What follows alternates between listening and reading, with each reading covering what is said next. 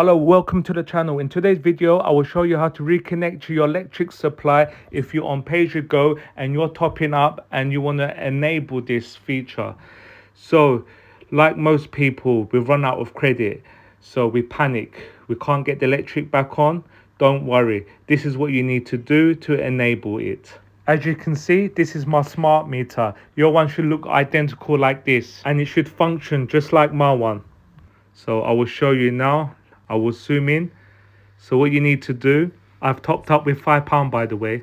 Press this button, hold it down, and then it will say enable, and then hold down the other button, it will say enabled. Yes guys, on the screen it will say enabled, and then your electricity should be back on.